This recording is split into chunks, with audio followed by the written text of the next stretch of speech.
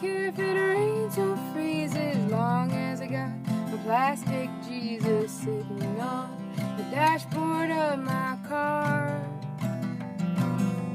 Comes in colors, pink and pleasant, glows in the dark, it's iridescent. Take it with you when you travel far.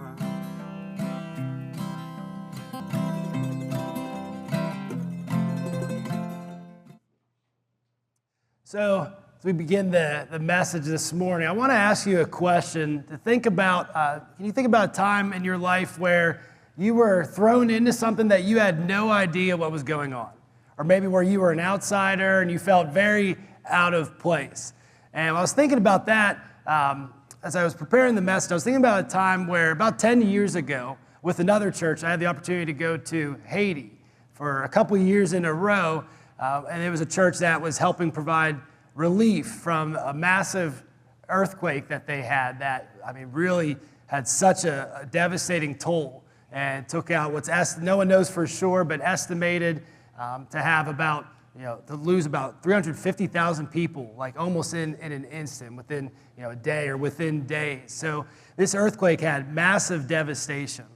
And we had a team that went and we would rebuild, not rebuild, but we would take rubble that fell from the earthquake to build what was called rubble houses, which was a form of a temporary house that would be safe because of the way it was structured from a possible future earthquake down the road. So they were more like 10 or 20-year houses for people as they were trying to find new homes. But the second year that I went with this team, we were at JFK Airport, and like what happens a lot of times, if you've flown through JFK Airport, there was a delay. But not only was there a short delay, we were delayed for a day. Because actually, it was just like yesterday, extremely foggy out, and what happened was we sat for about 2 hours on the runway before we were allowed to take off, which put the time that was legal over for the stewardess and the pilot, right? That was what was over their limit to be working in a row. So then the next flight didn't come out till the next day going to Haiti. So we had to wait a whole day in Queens, New York, in a hotel.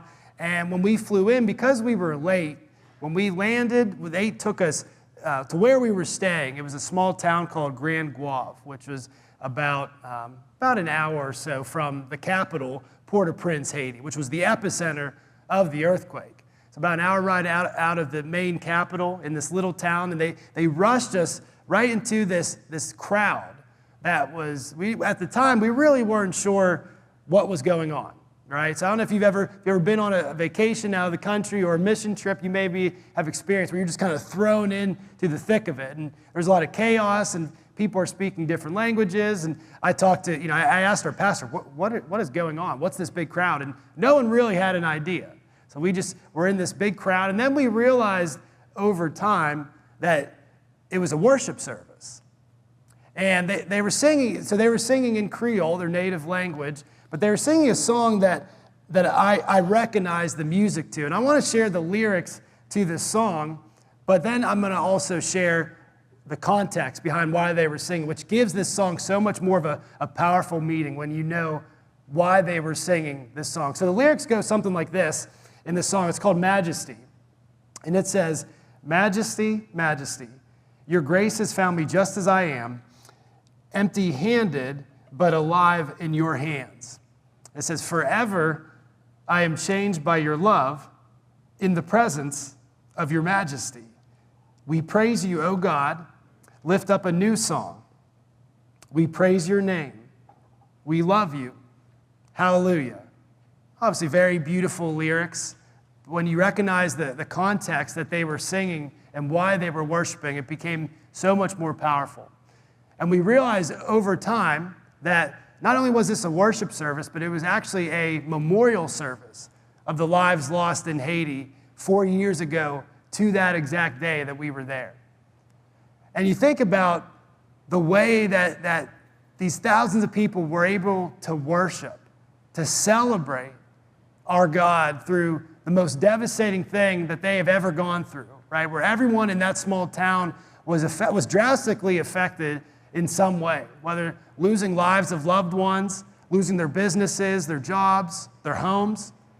and yet they were able to worship in a powerful way, singing about God and his majesty, worshiping him.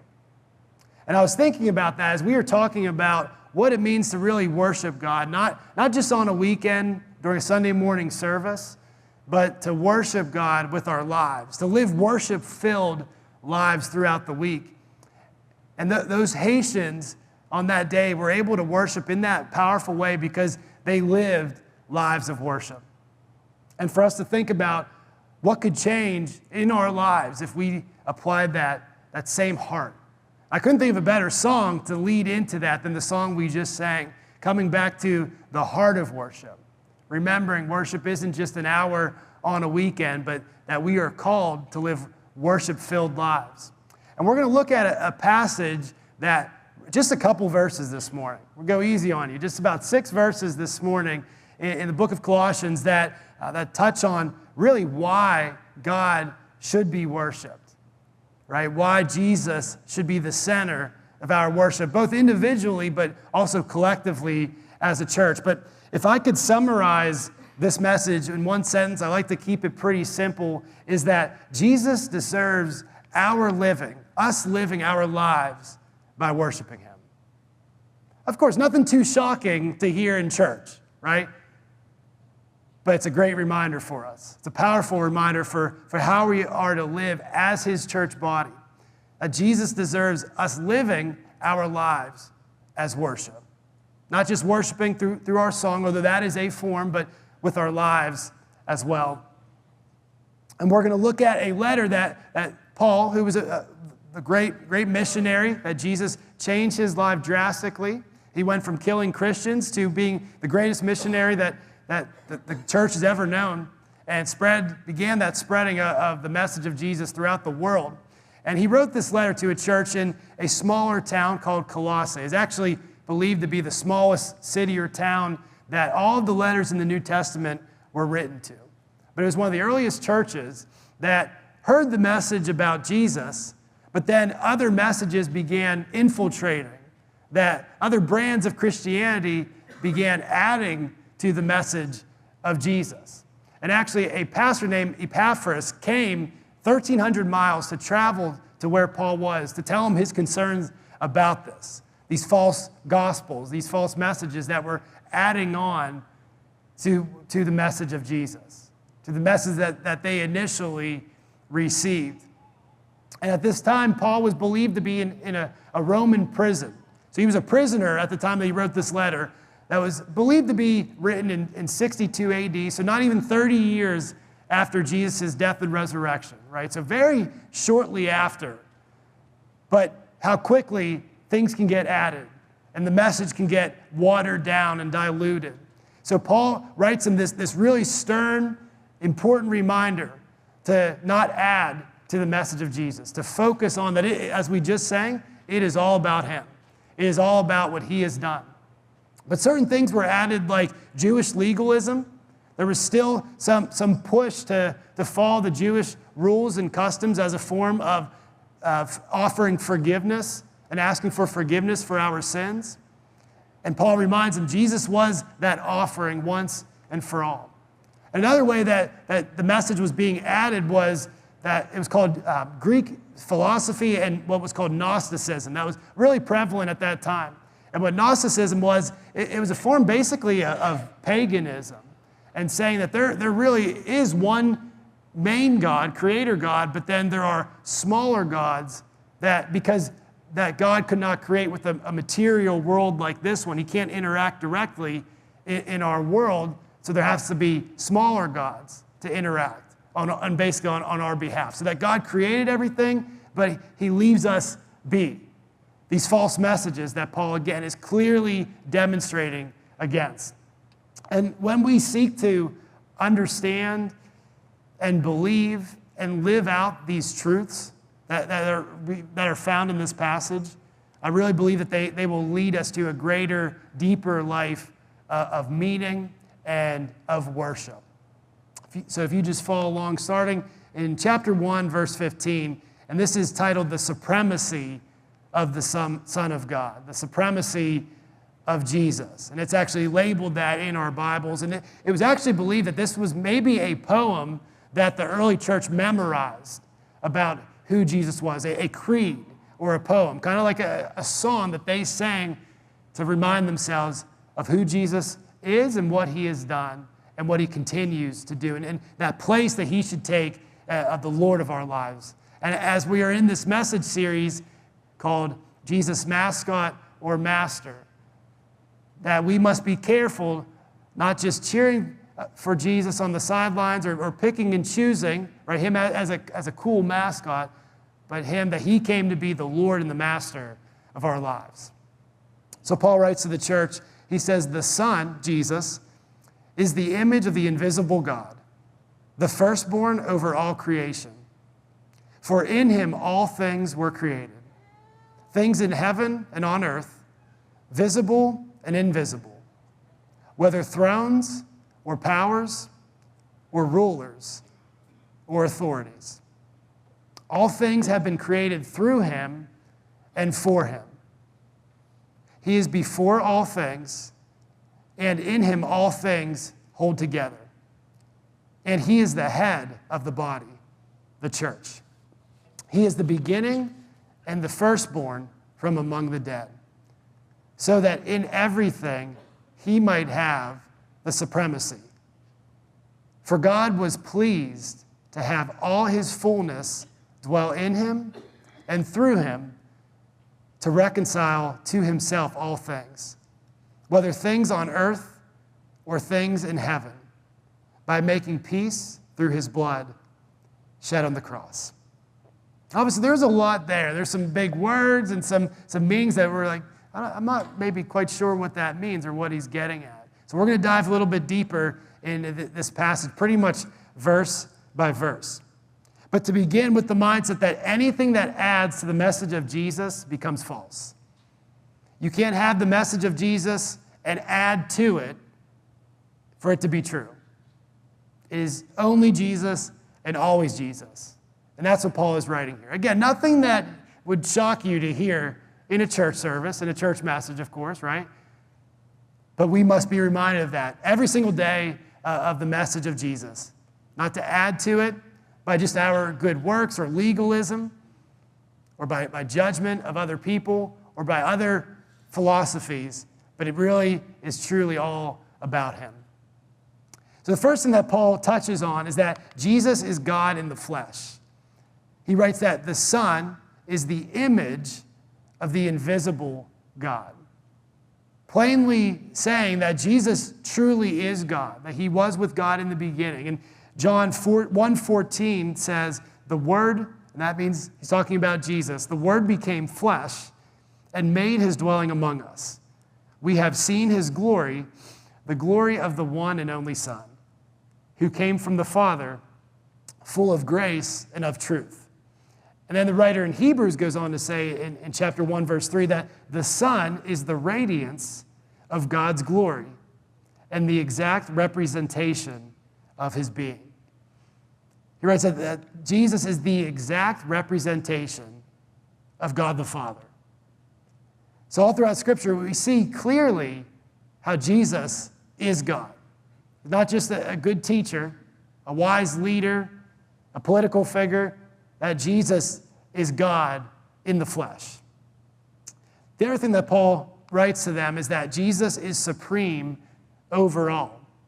And he uses the word the firstborn, that Jesus is the firstborn over all creation.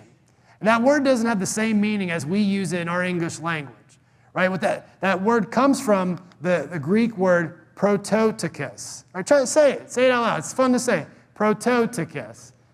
That was horrible. That was really bad. I wonder why he says that up here, right? Try it one more time. Prototokos. Yeah, right? And what that word really means is supreme authority. Not being the firstborn in a family like we think of it, but supreme authority.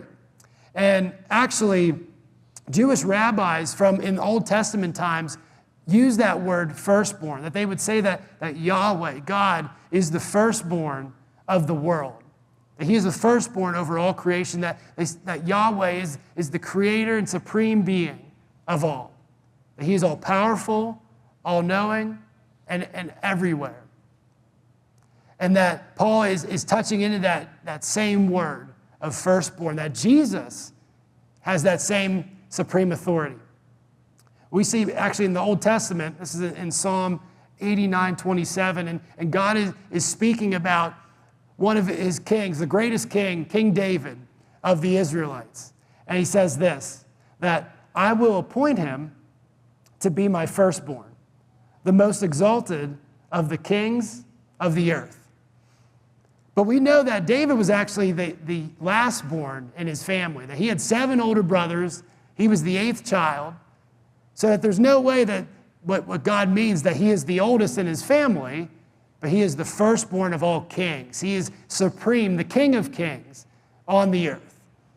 In that same way, Paul uses that word, firstborn, prototokos, that Jesus is that supreme authority, the King of kings over all. That David is the earthly King of kings, but Jesus is the true Lord of lords and King of kings.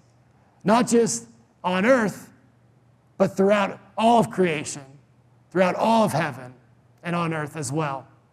So my wife and I, we have 3 kids. Our oldest child, his name is Luca. So while he is our firstborn, he is not the prototokos of our household. Right? That is my wife and I, no matter what he thinks at times, that he runs the house. Right? He is firstborn, but he is not supreme in our house. In the same way, that we view Jesus as our master, as our supreme authority over everything we do, not just on Sunday mornings, but throughout our daily living. And when we understand that at a deeper level, and when we commit our lives and really surrender our lives to that truth, that's what leads us into a greater, deeper life of worship.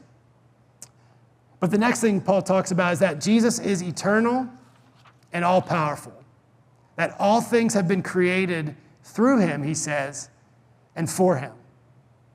What he's saying is that everything has been created through Jesus, and everything has been created for Jesus, for his glory. And that God created us to know him and to make us known. And I was praying that with our kids the other night, that it's really easy to get lost in what is the meaning of life, what is the purpose of life, but for us to all hold on to that truth, that is the purpose that we've been created for. That is why we are here. That we are here to know God, to have a relationship with him, and to make him known throughout all the earth. That is what worship is. Living with worship in mind, to know God deeply, and to make him known throughout all the earth. One thing you hear people talk about is how secondhand smoking is dangerous. And I was thinking about this week, that I think sometimes we may all get tempted to live with secondhand Christianity, right? To live based on what just the pastor teaches us, or what the worship leader talks about, or what other teachers talk about.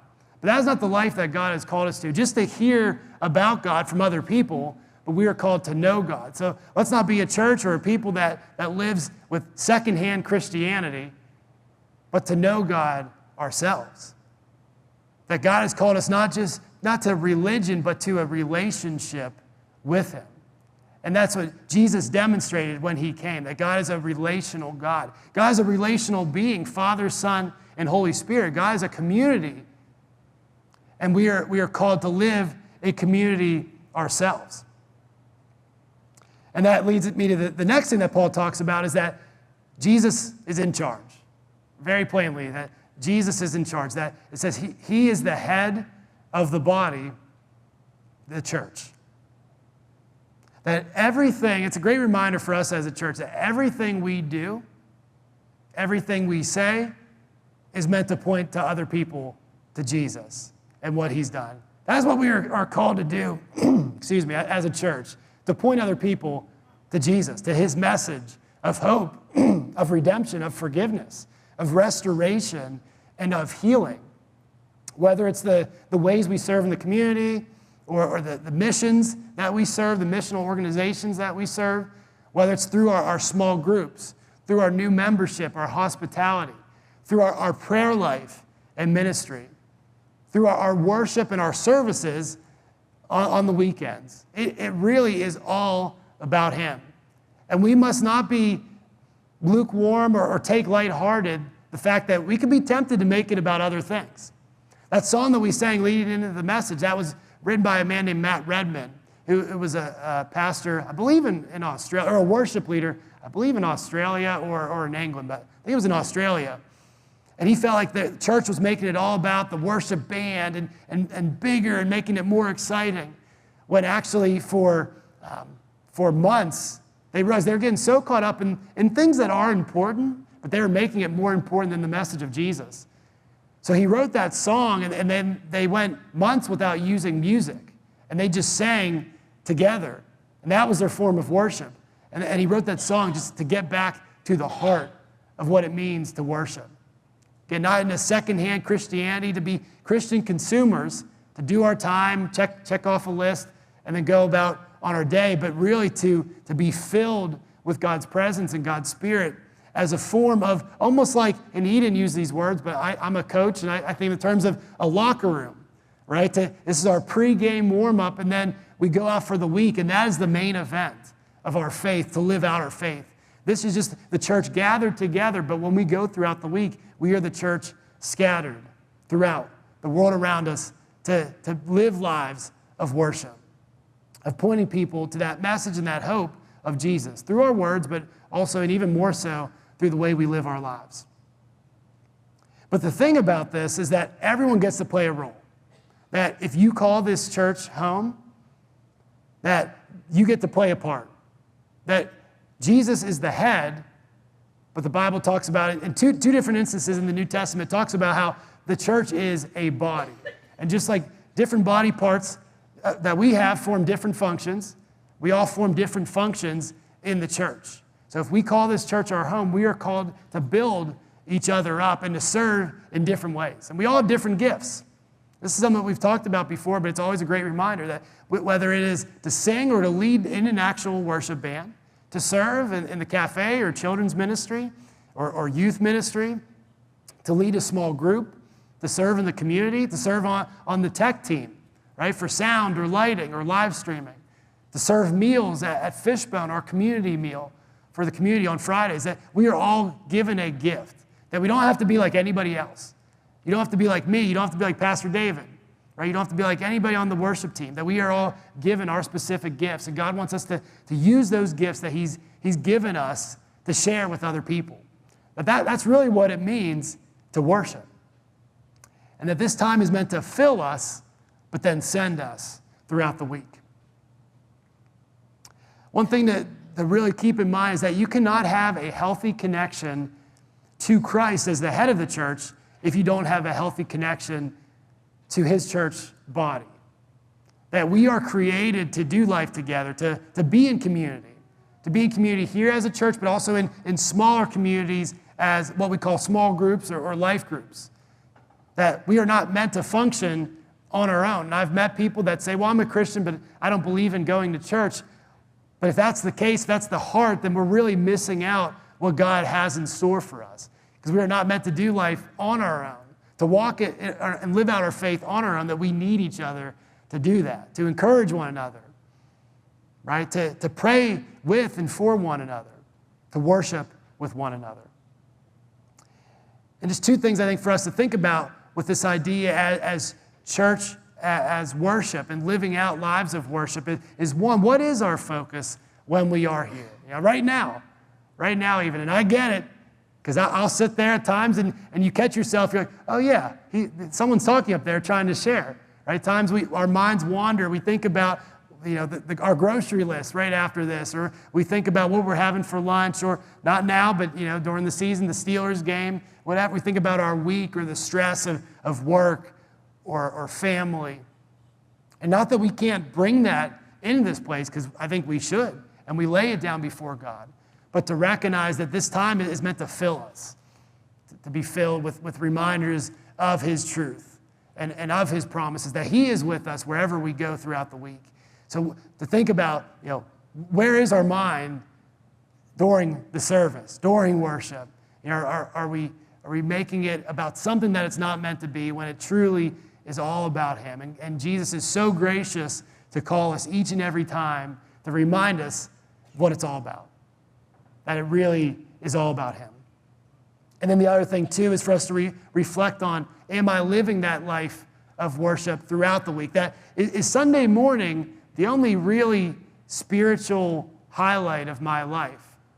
Not that it shouldn't be. Hopefully it's one of the spiritual highlights, but it shouldn't be the only one. That if someone asked you midweek, what is one of the times that you saw God this week, and the only thing that you could really think about is Sunday morning, then it's not a judgment thing, it's not a shame thing, but it's that you're missing, we are missing, if that's all it is, we're missing what God has in store for us. Because God doesn't just want us to think about him, to spend time with him, to talk with him on Sunday mornings. But man, he wants us to come to him all throughout the week. And that if we really live that out, how much more meaningful and purpose-filled and worship-filled would our lives be, and how much more of an impact would we have? Imperfectly, but on the world around us, at our jobs, in our homes, in our neighborhoods. So worship means forming our lives into Jesus's, not fitting a little bit of Jesus in our life. So I was thinking about, and I've shared this a couple of years ago, but so I had an opportunity to be an extra in a movie called Foxcatcher. It was a big movie at the time, had some really big actors in it. Channing Tatum, Mark Ruffalo, Steve Carell, and I played such a small part where I walked across the screen, and I actually saw it in movie theaters. I didn't even see myself. It took a second watching to realize, I actually made it in the movie. But it would be like me saying, telling someone, hey, go watch this movie. I was the star in this movie, and yet they watch it and they think, yeah, that movie had nothing to do with you. Like, you did not contribute anything to that movie. And I think it can be kind of the same thing in our own lives, that we make this life all about us, but really when we live that way, it leaves us empty in the end. When we are seeking to just fill ourselves, whether with pleasures, with desires, with success and achievement, it will leave us empty in the end. That we have a God-shaped hole in our heart that without him and that relationship with him in our lives, that there's going to be a big part of us that is empty. We're going to look to the worldly things to fill us. That never will truly satisfy us. And never will truly satisfy our deepest longings. So don't play the extra, that we are called to that put Jesus as the center of our story. And he wants to be the center of our lives. And then finally, Paul writes that Jesus' sacrifice gives us peace with God. Jesus' sacrifice gives us peace with God. He writes to the church to reconcile himself all things, that he was pleased, God was pleased to reconcile to himself all things, to make things right, to restore our broken relationship, the way things were meant to be when God created us and when God created this world, before sin entered. It says, by making peace through his blood shed on the cross. That was really the only way, that the way that Jesus came is the true only way that we could that God's wrath and his judgment could be satisfied. Because God would not be just if he didn't condemn sin. God would not be a just God. That we needed God to forgive us to be a just God. But God needed to put judgment on someone. Actually, if you're ever on 68, leaving Butler, heading out to Evans City, there's a sign, I think it's by Rath Farms, and kind of near the farmer's market, but on the other side. And it's a passage, and they change it every once in a while, but it's a passage from 1 Corinthians 15, which talks about just in the way that a human brought about sin in the world, that we needed a man to receive that judgment, to be forgiven, to overcome death and sin. And that is Jesus, and that's what he's done for us, to reconcile himself, to make that relationship right between us and God once and for all. And that's what we are called to look back, that Jesus has already done that. That when Jesus gave up his life on the cross, that three of the last words that he said was, "It is finished." That the work has been done, and he wants us to put our trust and our hope in him as our sacrifice. Hebrews 9:22 says, without the shedding of blood, that there is no forgiveness, that it needed to be that way. And in fact, that when you go all the way back to Genesis 3 in the fall, it talks about the fall, that when sin entered the world, that it broke our perfect union with God. That even back then, God had a plan. That God knew that it would take someone, that he would send a son of man, a human, to bear the weight of sin, to overcome sin and death once and for all. So even from the beginning of time, God had a plan. Even when we made that mistake, God knew what that mistake was going to be before we ever make it. God knows our worst moments, and yet Jesus died for us in those worst moments as well. I believe that Jesus died for us individually in the same way that he died for everyone, that he is a personal God. And when we realize that God is a personal, relational God, that leads us to a life of deeper, more meaningful worship. So we began at JFK Airport. I want to close just talking about another story at JFK Airport. And this was about like within a year of my other story. And this time I was coming back from Russia on a trip with a couple pastors. And we were just talking about why we should worship Jesus. That passage, those verses talk about why Jesus is worthy, not just of our worship with our words, but through our lives. But now we're going to talk about briefly how we are to worship God with our lives. Now, I was thinking about this story, and this is, again, about 10 years ago in JFK Airport, and, of course, very chaotic, and what's really cool is there's people from all throughout the world, so you're going to run into people that speak all different kinds of languages. And at one point, I remember we ran into an elderly couple, a really old couple that were Italian, and they spoke no English, and we spoke no Italian. So somehow we were trying to, they were asking us questions. For some reason, they came to us, and we were trying to figure out where they were going. And then we were just laughing. We realized, we have no idea what, this just isn't going to work out.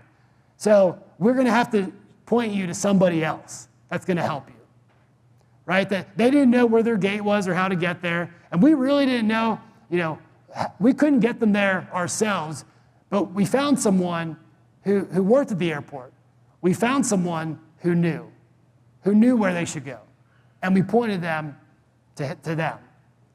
And I think that's what God is calling us to. We don't have to have it all together, but even through our brokenness, through our emptiness at times, where we feel like life is defeating us, that all we are called to do is to point people to Jesus, to who he is, and to what he's done for us. That's what the heart of worship really is. So we talked about why, that Jesus is eternal, that Jesus is the image of God, God in the flesh, that Jesus is all-powerful, that he is supreme over all creation, that all creation has been created by him and through him and for him, and that now we're going to talk about how. And how we do that, we worship Jesus through our time, through our talents, and through our treasures. And our time, to think about how are we prioritizing our lives. It's really easy to say, man, I've been really busy. Right? I feel like every season of life, whatever age, wherever we're at, that every season of life is busy. So are we busy living for ourselves, or are we busy serving a greater eternal kingdom with our time? How are we using our time? Are we serving other people? Are we making it all about us? And not that we don't need times to rest and just for pure entertainment at times, but I feel like more and more our culture is all about entertainment, all about feeding and consuming ourselves, and less about living for a greater purpose. So through our time, through our talents, as I touched on earlier, the gifts that God has given us, recognizing that the things that we're passionate about, the things that we're just a little bit naturally better at, the things that we have to work to, but we enjoy improving our skills at, those are the talents that God has given us. And then our treasures, the gifts, the resources, the home that God has given us. I remember the first home that my wife and I owned, on our closing day, that we prayed, before we moved anything in, we prayed and just said, God, I felt God was calling us just to, would you open this home for people in need? And shortly after, there was we lived in a small town called Waynesburg, and my cousin went to school there. She was a couple years younger, and on the spot one time, she said, hey, my friend needs to live here for about 5 days. Can she live with you? I'm like, well, I guess this is God answering that prayer of opening the gifts, the treasure that we have, opening our home. Maybe it's just our resources financially, but recognizing that the gifts God's given us are meant to be given back. That everything that we own is really God's anyways. So how are we using it for his kingdom? So we worship Jesus with our time, our talents, and our treasures. I want us to think about that image, like I said, at JFK Airport, that, sometimes people will say, well, that's pretty offensive to say that Jesus is the only way. I believe all religions can lead you to God. That's pretty offensive to say that Jesus had to die for my sins or my mistakes. So many people really struggle with that idea. But yet the most loving thing we could do, like that couple in the airport, is to point them to the ones that can show them the way. And that's what we're called to do ourselves. Right? Of course, in love, but to point people to Jesus, to who he is, and to what he's done for us. And that's truly what it means to live a life of worship.